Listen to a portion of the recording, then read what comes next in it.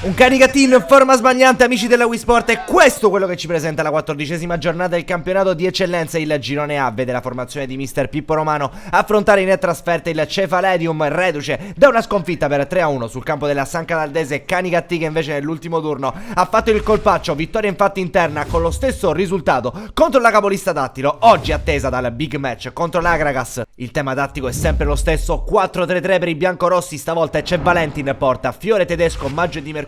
sulla linea difensiva, Lupo, Greco e Malluzzo in mediana, Angelo Caronia, Madera e Iezzi in attacco. Rispondono i padroni di casa con Fiducia, Cipolla, Portera, Di Stefano e Di Franco, Gatta, Fazio, Pensabene, Daleo, Clemente e Sgarlata. Partono forti i padroni di casa al quinto minuto, Sgarlata a trovare Clemente sul cross dalla destra, l'incornata però tra le braccia di Valenti, 11esimo, prima chance anche per la formazione di mister Romano con Vito Lupo che trova Angelo Caronia, cross dentro, Iezzi troverebbe il gol del vantaggio ma è tutto fermo perché sul cross il pallone ha superato la linea di fondo. Ancora una volta Canicattì in avanti con Lupo che qui riesce a pescare Madera, tu per tu con il portiere, salta Fiducia, attenzione a Madera, porta sguarnita, si divora letteralmente la chance del gol del vantaggio. Siamo al 28esimo, riconquista ancora una volta il pallone il Canicattì, ripartenza fulminia con Iezzi che si presenta tu per tu con Fiducia, diagonale di Iezzi, 0-1 Canicattì. Poco prima della mezz'ora la formazione biancorossa riesce a sbloccarla e dopo aver sprecato due nette occasioni, una clamorosa con Madera, stavolta sblocca il risultato. 35esimo, prova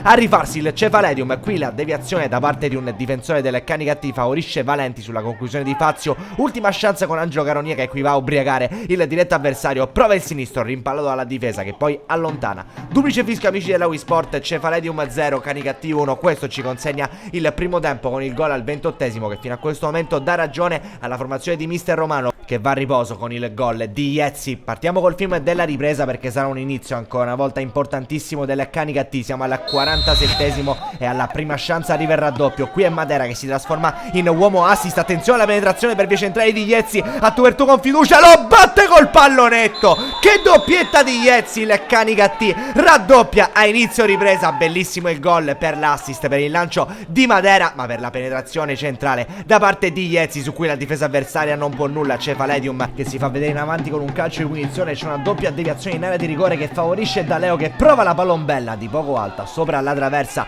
Minuto 51, si mette in proprio Angelo Caronia che riconquista il pallone sulla tre quarti, ne salta uno, ancora Caronia, entra in area di rigore, Caronia allo spazio per provare il destro sul palo del portiere e lo fulmina così, 3-0. Che giocatore meraviglioso il numero 10 del Canicattì, Angelo Caronia, partita virtualmente chiusa che poi viene messa in ghiaccio al 63esimo da Greco, prima conclusione deviata sulla seconda, Fiducia in ritardo in uscita e lui col mancino riesce a toccarla con la punta, cala il poker il Canicattì. Cefaledium fino a questo momento impalpabile sul terreno di gioco, 66esimo, doppio cambio per mister Romano con gli ingressi da parte di Saliu e Cammareri sul terreno di gioco. Al 69esimo però colpisce la traversa il Cefaledium, colpo di testa di Fazio sul cross dalla destra, Valenti e in ritardo in uscita il Legno a salvare il portiere del Canicattì. 71esimo, ancora una volta Cefaledium che ci sta provando col calcio punizione dell'uomo più rappresentativo, Capitan Clemente, sirene di mercato per lui, vedremo cosa succederà nei prossimi giorni. 73esimo, ancora Clemente che prova l'incornata, non inquadra lo specchio della porta. Minuto 75, esce Madera dentro Calabrese per il Canicattì. Al 78esimo c'è una bella chance